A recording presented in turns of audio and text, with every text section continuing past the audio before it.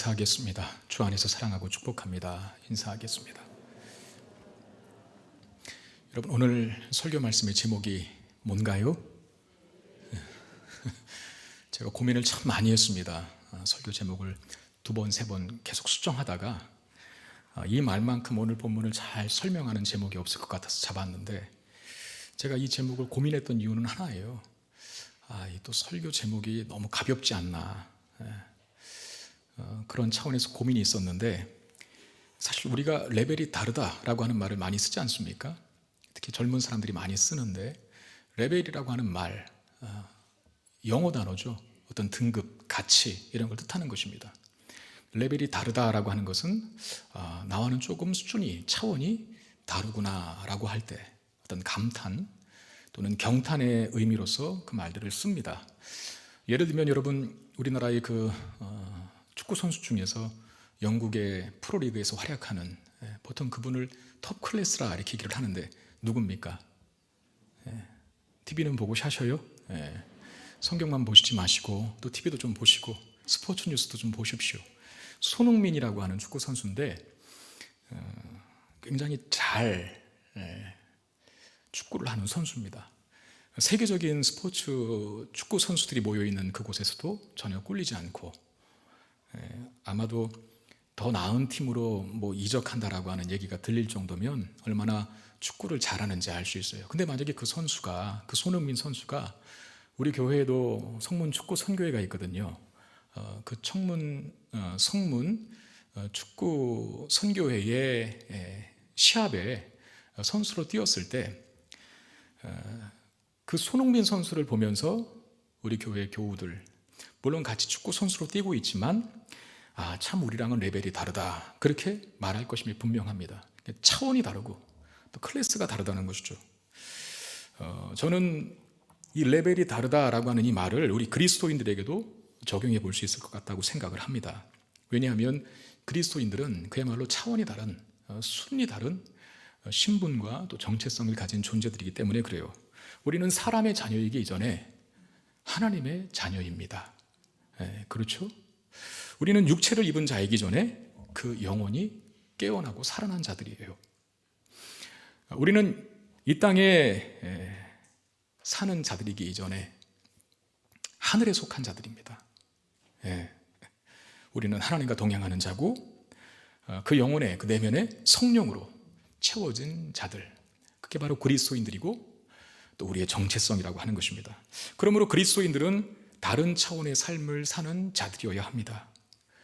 오늘 본문에 엘리사가 그 모습을 잘 보여주고 있는데, 정말 차원이 다른, 레벨이 틀린, 클래스가 다른 모습으로 그의 앞에 놓여진 상황들을 주도하고 또 압도하는 그런 엘리사의 모습을 오늘 본문이 보여줍니다. 엘리사 당시에 아람과 이스라엘 간에 국주적인 분쟁이 자주 발생됐던 것으로 보입니다. 오늘 본문도 이 아람 왕이 이스라엘을 공격하기 위해서 부하들과 작전을 짜고 있는 것으로 그 내용이 시작이 돼요.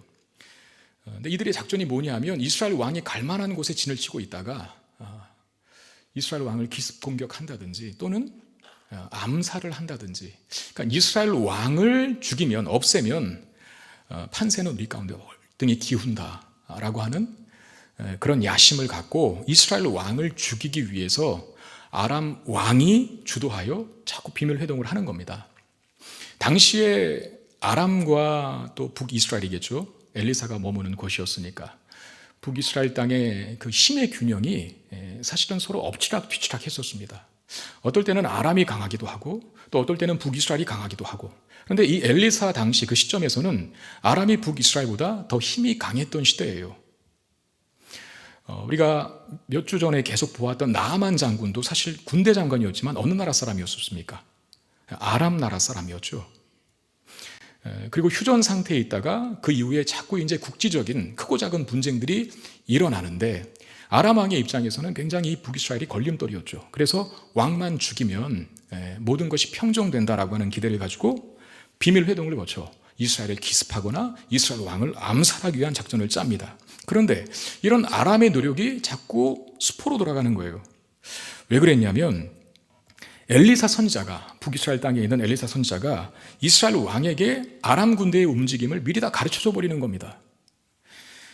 그러니까 엘리사가 이스라엘 왕에게 당신은 어디로 가지 마십시오. 거기는 아람 군대가 출몰 합니다. 숨어 있습니다라고 이야기를 해주고, 이스라엘 왕은 그걸 듣고 조심하며 엘리사가 지적한 그곳에 군대를 보내서 미리 방비하는 그런 일들이 반복된 겁니다. 결국 답답한 쪽은 누구겠습니까? 아람 왕 쪽이겠죠. 이스라엘을 공격하기 위한 이런 작전, 사실상 비밀리에 구상한 것임에 분명합니다. 여러분, 군사작전이라는 게 뭐 이렇게 다 대놓고 하지는 않잖아요. 군사작전이라고 하는 것은 1급 보안이 되어야 되고 극비리에 진행이 되어야 합니다. 우리나라에도 특수전을 치르는 특별한 군대들이 있어요. 뭐 특공대라든지 아니면 뭐 공수부대라든지 또는 UDT, 또 공군 뭐 특수부대 되게 많더라고요. 근데 어느 부대들은요, 그 군인들이, 그 부대에 속한 군인들이 어떤 훈련을 하는지도 비밀이에요. 무슨 작전과 무슨 임무를 수행하는지 뿐만 아니라 어떤 훈련을 하는지도 극비에 붙여진 그런 군사 훈련들을 하시더라고요. 지금 아람도 마찬가지일 겁니다. 아람 왕이 주도하고 관여하는 회의를 공개적으로 이런 작전을 밝히지는 않겠죠.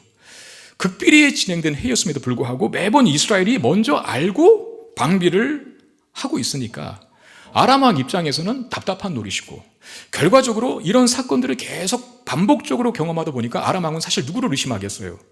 우리 중에 스파이가 있는 것 아니냐, 이스라엘 왕과 내통하는 세력이 있는 것 아니냐라고 하면서 부하들을 다그치고 그 자리를 색출해내라고 밝히라 지시를 합니다. 근데 이런 와중에 아람 왕의 신하 중 한 사람이 왜 자꾸 우리의 이 비밀 회동이 탄로가 나는지에 대해서 그 이유를 얘기하는데 참 충격적입니다. 12절, 그 신복 중에 한 사람이 이르되 우리 주 왕이여 아니로소이다. 오직 이스라엘 선지자 엘리사가 왕이 침실에서 하신 말씀을 이스라엘의 왕에게 고하나이다 그래요. 무슨 얘기까지도 고한다고요? 보통 남편과 아내가 하는 이불 속 담화까지도 다 알고 있다라고 그렇게 얘기를 합니다. 엘리사가. 이 엘리사가 왕이 침실에서 하는 말까지 다 알고 있기 때문에 이런 비밀 계획이 자꾸 무의로 끝나는 것이라. 아람 왕의 신복 중 하나가 그 이야기를 합니다. 그러니까 엘리사라고 하는 한 사람이 이미 아람 땅에까지 파사하게 소문이 난 거예요. 아람 나라 사람 군대 장관이었던 나아만을 고치지 않습니까? 아주 기가 막힌 방법으로.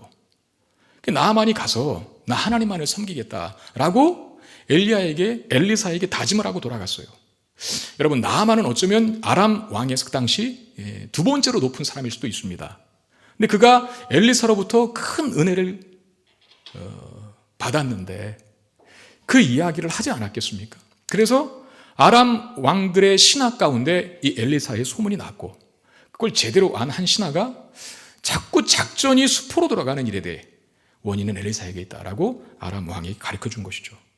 여러분, 여기서 한번 생각해 볼 수 있는 문제는 이스라엘이 이 당시 아람 나라보다 상당히 많이 떨어져 있다는 거, 어떤 국력이라고 하는, 또 군사력이라고 하는 그 실력이라는 것이 상당히 아람에 비해서 미비하다는 걸 우리가 예상할 수 있어요. 왜냐하면 자꾸 아람이 기습을 준비하고 왕을 암살할 계획을 수차례나 펼치고 있으니 그런 예상이 틀리지 않죠.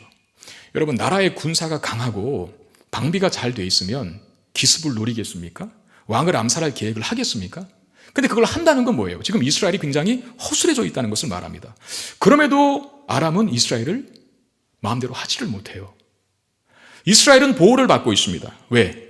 이유는 단 하나, 그 땅에 엘리사가 있었기 때문입니다. 여러분, 엘리사는 참으로 아이러니컬하게도 그는 군인이 아니에요. 어떤 책략가도 지략가도 아니고 외교관도 아니고 정치인도 아닙니다. 하나님의 말씀을 전하는 선지자예요. 그런데 그 선지자 한 사람 때문에 허술한 이스라엘이 보호받고 있다는 거, 강력한 아람의 대국이 이스라엘 하나 넘보지 못하고 있다는 거, 참 엘리사를 보유한 이스라엘 백성들은 행복한 나라죠.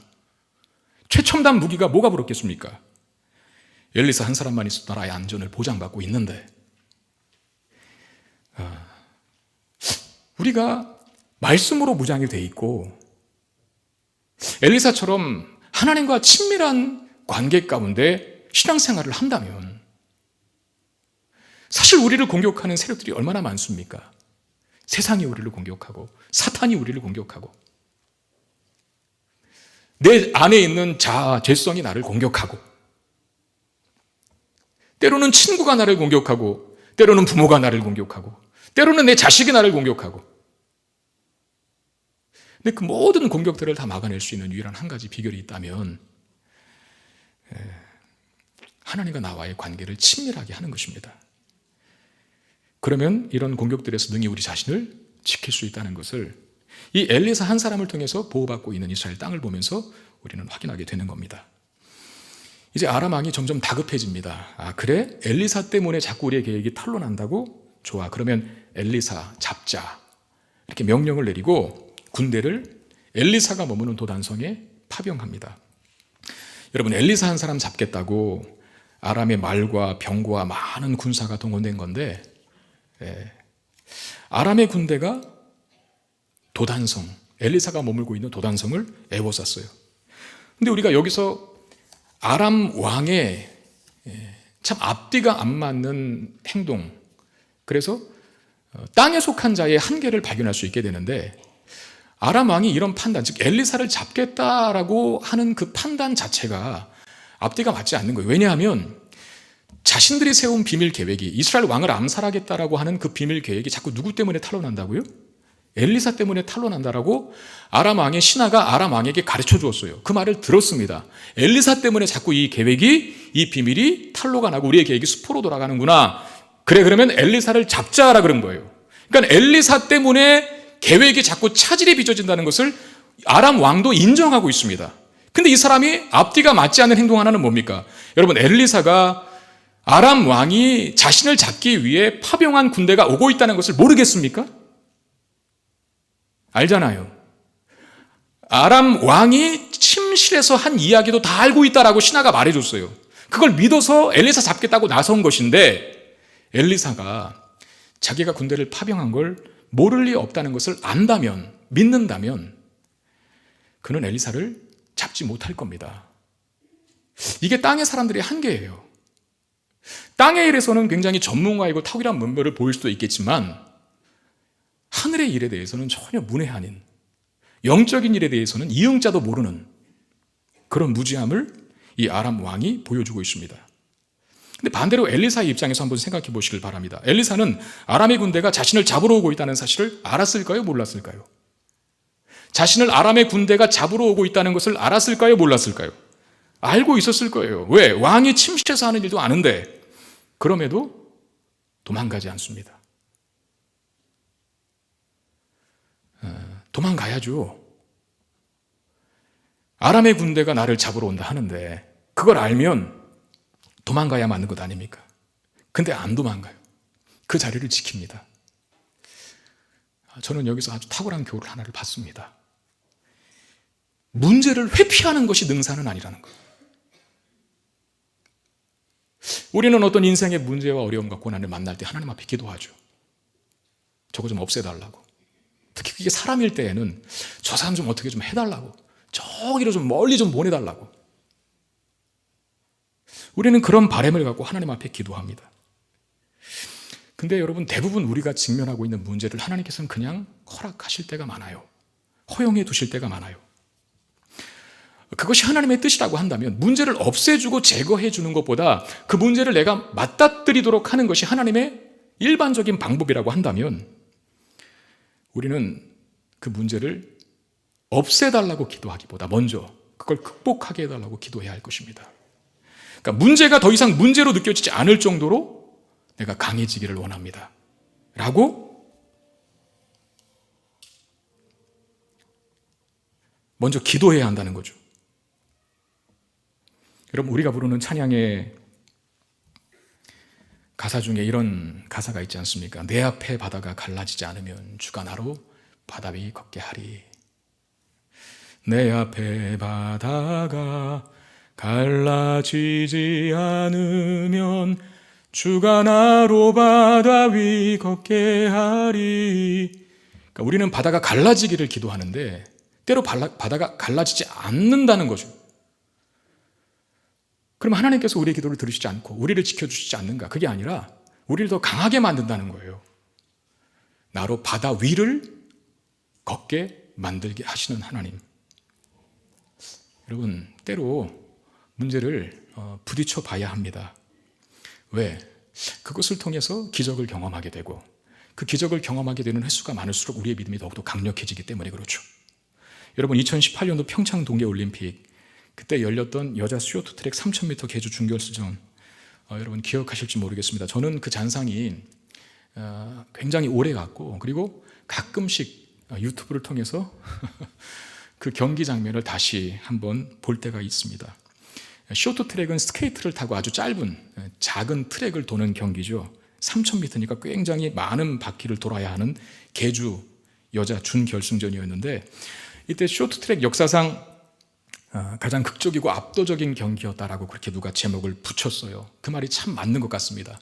가장 극적이고 드라마틱했고 그 다음에 압도적이다. 차원이 다른 모습을 여자 쇼트트랙 선수들이 보여줬다라고 하는 뜻인데, 그 경기에서 우리나라 선수가 한 중후반쯤 지나다가 넘어졌습니다. 보통은 여러분 그런 계주 경기에서 넘어지면 승산이 없습니다.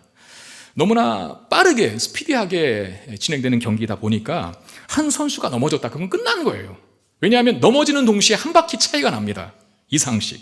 그런데 넘어진 선수가 넘어진 상태에서 다음 선수와 터치를 하고, 그리고 다음 주자는 정말 포기하지 않고 열심히 달려갑니다. 그러면서 다른 나라 선수들을 하나둘씩 따라잡기 시작을 하는데, 그러다가 다 따라잡고 나중에 맨 마지막 1위로 결승선을 통과했어요. 이게 이제 준결승전이었거든요. 그리고 결승전에 가서 기어이 금메달을 따내고 말았죠. 근데 결승전보다 이 준결승전이 세계적인 화제가 되었고, 우리나라의 쇼트트랙이 이미 위상이 높아져 있었지만 더 위상이 높아졌던 그런 경기였었습니다. 그 경기를 보면서 참 우리나라 여자 선수들이 다른 나라와 참 레벨이 다르다, 그런 느낌을 받았습니다. 그러니까 문제 앞에 우리가 주저앉지 말고 그 문제를 극복해 보려고, 도망치지도 말고 한번 맞닥뜨려 보려고 옷깃을 딱 여미고 도전한다면 여러분, 우리 삶에 얼마나 많은 기적과 승리가 경험되겠어요. 지금 엘리사가 그렇게 하고 있죠. 참 레벨이 다른 사람이 맞습니다. 상대는 아람의 대군이고 엘리사는 혼자입니다. 그런데도 전혀 초라해 보이지 않습니다. 마치 이런 것 같아요. 내가 기다리고 있으니까 한번 와봐라. 나 도망가지 않고 기다리고 있으니까 한번 와봐라 라고 아람의 군대를 아주 배포 있게 맞닥뜨리겠다라고 선언하는 모습을 보이고 있는 것 같아요. 여러분, 우리에게도 이런 영적인 용기가 있게 되기를 바랍니다. 영적인 용기. 내가 무슨 빽이 있고 힘이 있고 내가 잘나서 생기는 용기가 아니라, 그건 세상적 인간적 용기죠. 근데 영적인 용기는 뭡니까? 빽도 없고 실력도 없고 가진 거 없어도 하나님이 내 편이시고 내 곁에 서 계시고 나와 함께 하신다는 믿음 때문에 생기는 용기, 그게 영적인 용기입니다. 이제 아람의 대군이 도단성에 당도하여 엘리사가 머물고 있는 그 성을 포위하고 있을 때, 아침 일찍 일어난 엘리사의 사환이 그 광경을 보고 충격에 빠집니다. 15절, 하나님의 사람의 사환이 일찍이 일어나서 나가보니 군사와 말과 병거가 성읍을 에워쌌는지라. 그의 사환이 엘리사에게 말하되, 아, 내 주여, 우리가 어찌하리이까? 그랬어요. 아, 내 주여, 우리가 어찌하리이까? 이제 우리는 죽었습니다. 도망갈 수 없습니다. 라고 하면서 큰 두려움에 사로잡힌 표현이에요. 여러분, 엘리사의 사환이 종이죠, 종. 엘리사의 그 일들을 거두는 종일 텐데, 이 사람이 도단성을 둘러싸고 있는 아람의 군대를 보았을 때 두려움을 갖게 되는 것은 당연한 것입니다. 그 광경을 보고 두려워하지 않을 사람이 어디 있겠어요. 그런데 엘리사는 반대로 대답합니다. 뭐라고 합니까? 두려워하지 말라라고 말해요. 그 이유를, 두려워하지 않을 수 있는 이유를 15절 하반절에 이렇게 밝히는데, 우리와 함께한 자가 그들과 함께한 자보다 많으니라. 이것 때문에 두려워하지 말라라고 합니다. 엘리사가 아람의 군대를 보고 두려워하지 않았고, 또 두려워하고 있는 사환에게 두려워하지 말라고 말할 수 있었던 이유, 우리와 함께한 자가 그들과 함께한 자보다 많다. 아람의 대군이 이 성을 둘러싸고 있지만 우리 편이 더 강하고 우리 편이 더 크고 우리 군대가 더 능력 있다, 이 말이거든요. 근데 여러분, 이게 문제는 뭡니까? 우리 편이 더 많다, 우리와 함께한 자가 그들과 함께한 자보다 더 많다라고 하는 이 모습을 사실상 아무나 볼 수 있는 모습은 아니라는 데 문제가 있는 거예요. 아무나 보지 못하는 거. 만약에 사환이 보았다면 그가 왜 두려워했겠습니까? 엘리사는 봤기 때문에 두려워하지 않았고 두려워하지 말라라고 권면하고 있는 거거든요. 그러면 엘리사에게는 보였는데 엘리사의 종에게는 보이지 않는 그 무엇이 뭡니까? 하늘의 불말과 불병 겁니다. 우리 식으로 이야기하면 하늘의 천군 천사예요. 엘리사를 둘러싸 보호하고 있는 이 광경이 왜 사환에게는 보이지 않았을까요? 그 사환을 위한 엘리사의 기도에서 확인할 수 있습니다. 17절, 기도하여 이르되 여호와여, 원하건대 그의 눈을 열어 보게 하옵소서. 여러분, 엘리사의 사환은 맹인이 아닙니다. 눈먼 사람이 아니에요. 그럼에도 불구하고 그의 눈을 열어달래요. 무슨 뜻입니까? 무슨 눈을 열어달라 그러는 거예요? 네. 영안, 다시 말하면 믿음의 눈. 그 믿음의 눈만이 영적인 실제를 보게 합니다. 자, 가짜가 아니라는 거예요. 환상이 아니라는 거예요. 실제, 그러나 그 앞에 영적인이라고 하는 단어가 붙습니다. 그래서 믿음의 눈을 가진 사람만 봐요. 이 모습은 사도 바울이 에베소 교회 성도들을 위한 기도에 이런 내용이 있는데, 에베소서 1장 18절에 너희 마음의 눈을 밝히사 그의 부르심의 소망이 무엇이며 성도 안에서 그의 기업의 영광이 풍성함이 무엇이며 그랬어요. 너희 마음의 눈을 밝히사 성도가 갖는 부르심의 소망, 그리고 너희들이 갖고 있는 기업의 영광, 그 풍성함이 무엇인지를 알게 되기를 원한다 그랬어요. 사실 에베소 교회에게 보내는 바울의 편지였고, 그 바울의 편지 중에 에베소 교회를 향한 기도의 내용 중에 한 대목이거든요. 어떻게 기도하는 거죠? 에베소 교회의 성도들이 눈이 열리기를 원한다. 그런데 이미 이 에베소 교회의 성도들은 눈이 열린 자들입니다. 그러니까 교회가 되었겠죠. 그런데 여러분, 교회의 이론이라고 해서 다 동일하게 영적인 시야의 수준이 같지는 않아요. 어떤 사람은 선명한 영적인 시야를 가지고 있는 사람들이 있고, 어떤 사람은 흐리멍텅한 영적 시야를 가지고 있는 사람도 있어요.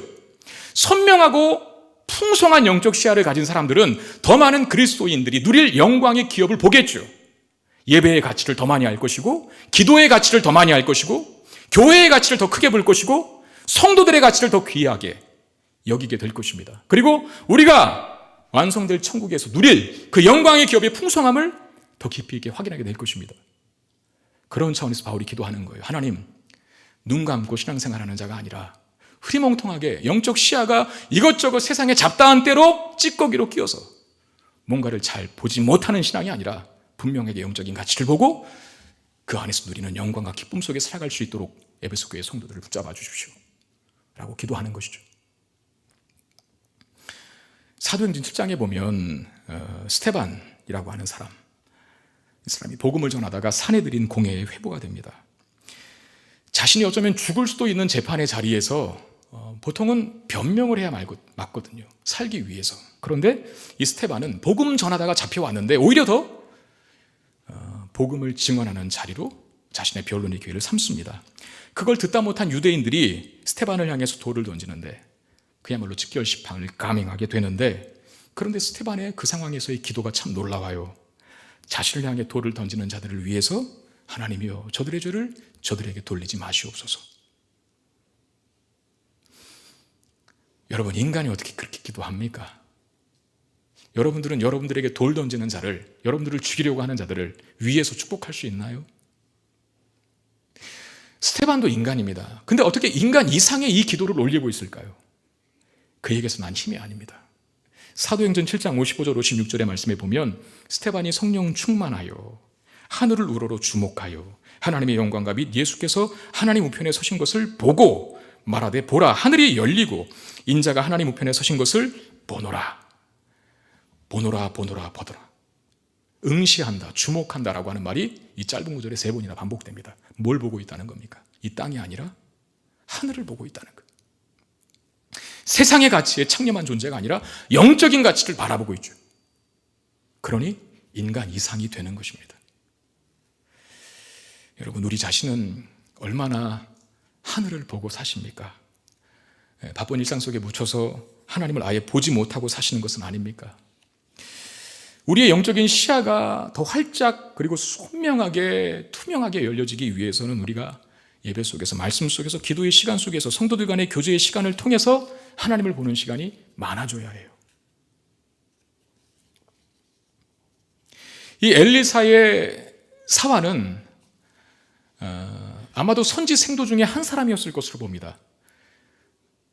도단성에 둘러싸인 아람의 군대를 보고 내 주에 어찌하겠습니까? 라고 그렇게 탄식하고 두려워했던 이 사람을 어떤 학자들은 게하시였을 것이라고 말하기도 하지만 저는 게하시라고 보이는 것 같지는 않고 엘리사가 선지 학교에 어떻게 보면 학장 정도 되는 그 선지 생도들을 훈련하는 사람이었지 않습니까? 그 선지 생도 중에 한 사람을 여기 보통 또 본문에 보니까 청년이라고 되어 있으니까 아마 선지 생도 중에 한 사람이었을 것으로 보이는데 그도 하나님 알고 있고 하나님 믿는 사람이에요. 그러니까 선지 생도로 자원하여 그 선지자의 훈련을 받고 있는 것 아니겠습니까? 그럼에도 불구하고 그의 눈에는 보이지 않아요, 이 영적인 실제가. 근데 엘리사의 눈에는 보여요. 교회 다닌다고 해서, 성도라고 해서 다 똑같은 영적인 시야를 갖고 있는 것은 아닙니다. 우리가 구원을 받고 하나님의 자녀가 되었고 세상과 죄악에서 건진받아 하늘나라의 시민권을 가진 것은 다 동일합니다. 그러나 우리 각자가 가진 성령의 충만함의 상태라든지 영적인 권능과 능력의 상태는 다 다릅니다. 여러분, 영적인 시야를 더 선명하게 갖게 되기를 주의 이름으로 축원드립니다. 그냥 되지 않습니다. 예배 속에서, 말씀 속에서, 기도 속에서 하나님을 보는 눈이 훈련되고 열려져야 엘리사의 눈을 갖게 되는 것이죠. 우리의 시선이 땅에 고정되어 있지 않고 하늘에 고정되어 있을 때 우리는 이 땅을 하늘을 사는 것처럼 살아갈 수 있다는 것. 우리의 삶에 두려움이 있습니까? 내 주여라고 탄식할 만한 상황들이 있습니까? 그때 우리는 믿음의 눈을 열고 우리를 둘러싸고 있는 하늘의 불말과 불병거를 볼 수 있어야 합니다. 엘리사의 기도대로 그 사환의 눈이 열려서 영적인 실제, 즉 하늘의 불만과 불병거를 보았을 때 이 사환이 더 이상 두려워했다라고 하는 말이 없어요. 여러분, 우리에게도 이런 변화가 있게 되기를 주의 이름으로 축원드립니다. 두려웠던 자가 하늘을 보고 영적 실제를 바라보고 마음의 평안을 회복하고 세상이 줄 수 없는, 하늘만 줄 수 있는 영적인 용기를 갖게 되는 이 변화, 우리의 것이 되어야 합니다. 이제 엘리사는 도단성을 에워싼 아람의 군대를 향해서 기도합니다.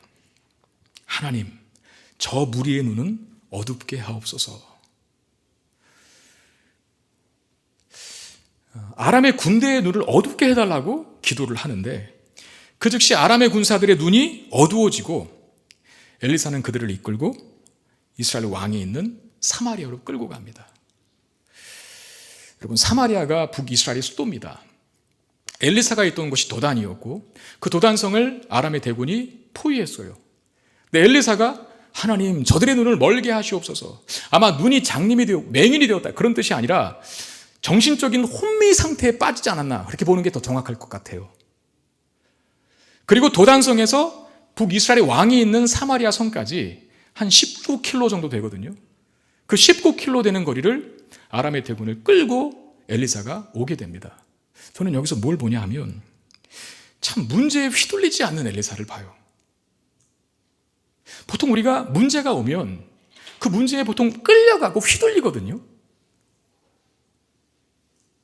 근데 엘리사는 그 문제를 통제하고 있어요.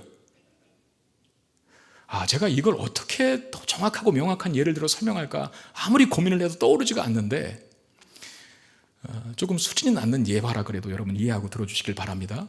배를 타고 가는데 상어를 만난 거예요. 어마어마하게 큰 상어를. 보통은 다 두려워 떨고 이거 어쩌 그러고 있지 않겠습니까? 그런데 그 배 안에 상어를 다스릴 수 있는 한 사람이 있는 거예요. 그래 잡아서 상어를 팹니다.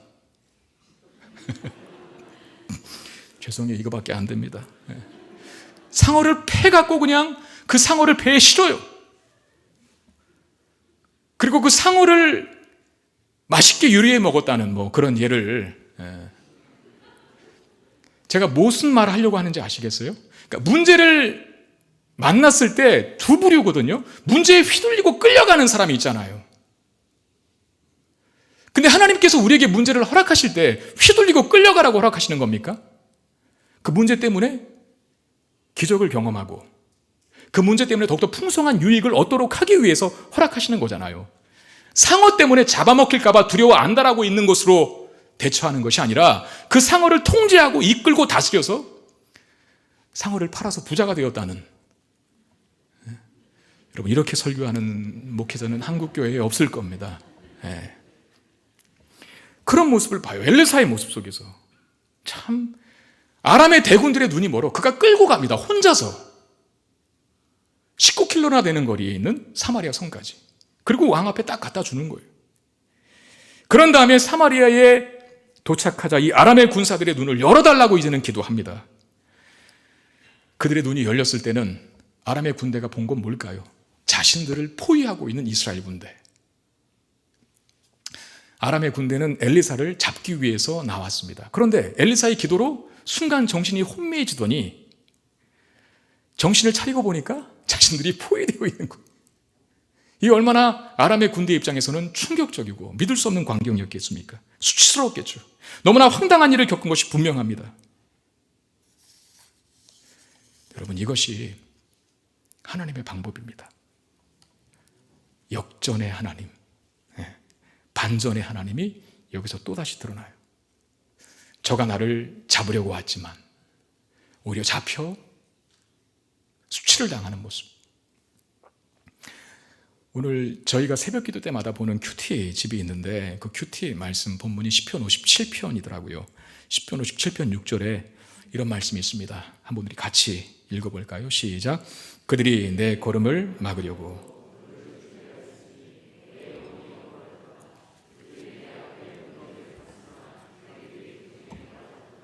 그들이 내 앞에 웅덩이를 팠으나 자기들이 그 중에 빠졌도다. 여러분 이런 말씀을 붙드셔야 합니다. 그들이 내 앞에 웅덩이를 팠지만 오히려 그 웅덩이가 그들이 빠뜨리게 만드는 웅덩이가 되었다라고 하는 것. 하나님께서 일하시는 방법이 이렇다는 거예요. 이런 하나님을 우리가 믿는다면 우리가 약하다고, 가지지 못했다고, 조금 불리하다고 이렇게 낙심하지 마십시오. 교회가 많이 욕을 먹고 있어도 이제 전망이 암울하다고, 코로나19 때문에 다 망했다고 그렇게 코 빠져 있지 말라는 겁니다. 하나님이 어떻게 일하실지 모른다는 거죠. 모든 상황들을 순식간에 역전시킬 수 있는 하나님, 그 하나님이 우리 하나님이신 것을 믿으시기를 주의 이름으로 축원드립니다. 아람의 군대를 포위한 이스라엘 왕이 엘리사에게 이렇게 묻습니다. 21절에 이스라엘 왕이 그들을 보고 엘리사에게 이르되 내 아버지여 내가 치리이까 하니 그랬어요.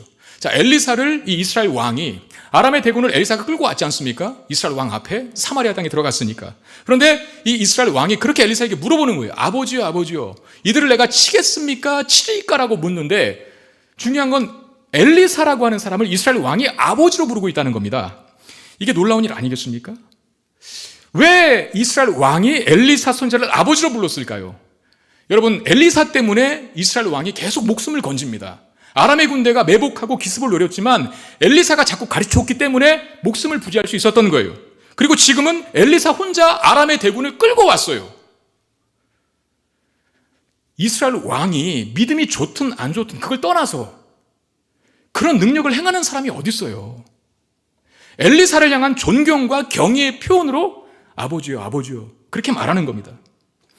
엘리사는 이스라엘 왕에게 내가 이들을 치릴까라고 묻고 있는 이스라엘 왕에게 이들은 전쟁 중에 사라져본 자들이 아니니까 죽이지 말고 잘 먹여서 고국으로 보내라 라고 그렇게 명령을 하는데, 여러분 어떻게 적들을 이렇게 대할 수 있을까요? 특별히 엘리사 자신을 죽이려 온 적들입니다. 그런데 그냥 돌려보내는 것도 참 놀라운 일인데 잘 먹여서 돌려보내십시오라고 말합니다. 어떻게 이런 일이 가능할까요? 여러분 상대가 적이라 하더라도 내가 볼 때 너무나 형편없는 적이라고 판단했을 때, 상대가 안 되는 적이라고 판단했을 때 이런 자비와 아량이 가능합니다. 아람의 대군이 형편없었다는 뜻은 아닙니다. 반대로 엘리사가, 그들이 상대해야 할 엘리사가 차원이 다른 거죠. 레벨이 틀린 거죠. 엘리사가 너무나 큰 거예요. 한 걸음 더 나아가서 엘리사가 너무 큰 존재가 아니라 그 엘리사를 붙들고 있는 누가 크신 것입니까? 하나님이 큰 것이죠. 그래서 엘리사를 묘사할 때마다 하나님의 사람이라고 줄기차게 성경 본문이 반복하는 이유가 뭐겠어요? 엘리사 자신이 탁월한 것이 아니라 엘리사를 붙들고 있는 하나님이 능력 있고 탁월하고 크신 분이시기 때문에 그 하나님의 편 엘리사를 아람의 대군이라 할지라도 당해낼 수가 없는 거고 적수가 안 된다는 겁니다. 여러분, 우리의 당당함, 우리의 대범함, 우리의 관대함은 우리가 크신 하나님을 얼마나 크게 소유하고 있는가에 따라서 달라집니다. 무술의 고수는 지나가는 유치원생이 야 덤벼 그렇게 시비 건다고 기분 나빠하지 않습니다. 얼굴 뻘개지고 눈을 부릅뜨고 그 아이를 공격하지 않아요. 무술의 고수는 어떻게 합니까? 그 녀석 참 이러면서 그냥 묻고 지나가는 거예요. 지금 엘리사가 딱 이 모습이에요. 멋있죠. 저도 이런 믿음 갖게 되기를 바랍니다. 여러분들도 좀 가지세요. 제가 볼 때 저 집사님 참 멋있다. 저 권사님, 저 장로님, 저 성도 참 멋있다. 나도 저 믿음 갖고 싶다. 엘리사를 보니까 다른 건 안 부러운데 이런 부분이 참 부럽네요. 여러분, 오늘 본문을 정리하면 중요한 세 인물이 등장을 하는데 아람 왕, 그리고 이스라엘 왕, 그리고 엘리사입니다. 왕들은 아시는 대로 그야말로 가장 높은 권세를 또 능력을, 힘을 가진 자들입니다. 마음만 먹으면 뭐든지 다 할 수 있는 사람들이 왕들이에요. 그런데 이 전체의 사건 속에서 보여지는 특징적인 것이 있다면 왕들이 이 상황을 주도하고 있는 것이 아니라 엘리사가 주도하고 있다는 것입니다. 아람 왕의 작전이 매번 실패로 끝난 거 엘리사 때문이었죠. 이스라엘 왕은 엘리사의 말 때문에 생명을 건지게 됩니다. 아람의 대군도 파병되었지만 엘리사의 손에 이끌려서 마치 순한 어린 양이 되어서 사마리아 성에 이르게 됩니다. 이스라엘 왕은 아람의 군대를 죽이느냐라고 엘리사에게 묻고 있고 엘리사는 그들을 잘 먹여서 고국으로 보내라라고 지시합니다. 엘리사가 모든 상황을 다 주도하고 있다는 거예요. 엘리사는 그럴 만한 사람입니까? 아니잖아요.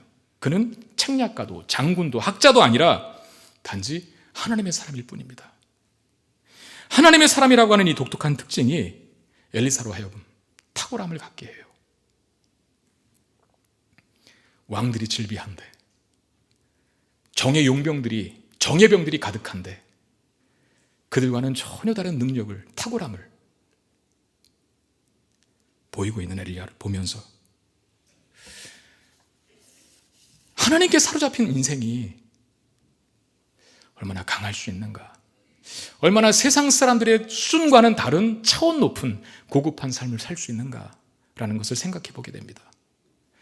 여러분, 우리도 하나님의 사람입니다. 엘리사만 하나님의 사람이 아닙니다. 저와 여러분들도 하나님의 사람이에요.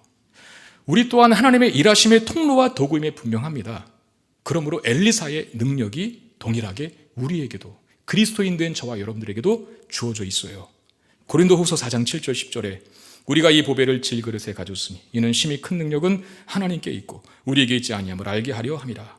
우리가 사방으로 우겨쌈을 당하여도 쌓이지 아니하며 답답한 일을 당하여도 낙심하지 아니하며 박해를 받아도 버림받지 아니하며 거꾸로 트림을 당하여도 망하지 아니하고 우리가 항상 예수의 죽음을 몸에 짊어짐은 예수의 생명이 또한 우리 몸에 나타나게 하려 함이라.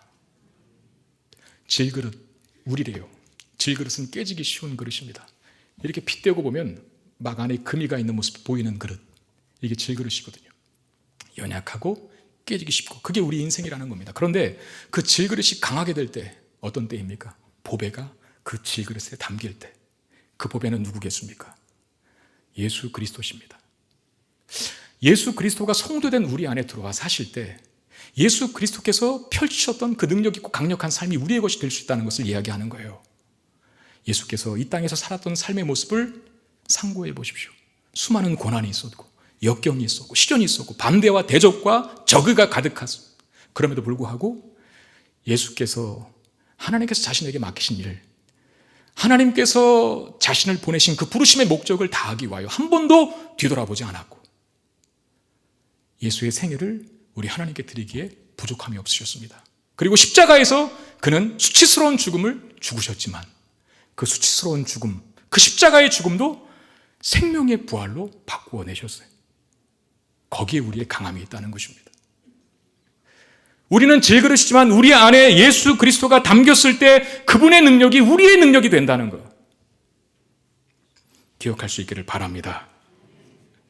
그러므로 우리는 예수를 소유하지 못한 자들과는 정말 레벨이 다른, 차원이 다른 존재들이에요. 깨어나십시오. 일어나십시오. 우리가 누구인 줄 알고, 우리를 붙들고 계신 하나님이 얼마나 크고 높으신 분인 줄 알고, 우리 안에 들어오신 예수 그리스도가 우리에게 얼마나 큰 보배인지를 알아서 세상 사람들과는, 그 하나님을 모르는, 그 예수 그리스도를 보배로 인정하지 않는 사람들과는 전혀 다른 삶의 모습으로 살아갈 수 있는 저와 여러분들이 되시기를 주의 이름으로 축원드립니다. 말씀 맺겠습니다. 파도가 높게 몰려오면 그걸 탈 실력이 없는 사람들은 두려움에 떨죠.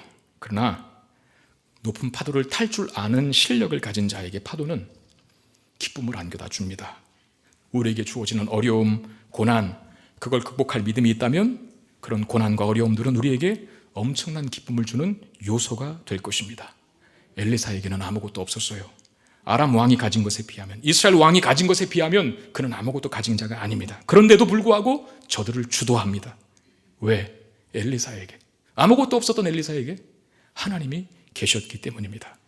너무나 크신 하나님께서 저와 여러분들의 아버지 되십니다. 그분이 우리 편에 서 계십니다. 우리 인생 속에 주어지는 아람의 공격과 아람의 대군의 포위 속에서도 우리가 두려워하지 않을 수 있는 그런 것들은 하나님의 능력이 얼마나 우리에게 값지고 큰 것인가를 확인케 하는 수단이 되기 때문에 두려워하지 마시고 기회로 삼아 도약하고 성장하는 우리가 되기를 바랍니다.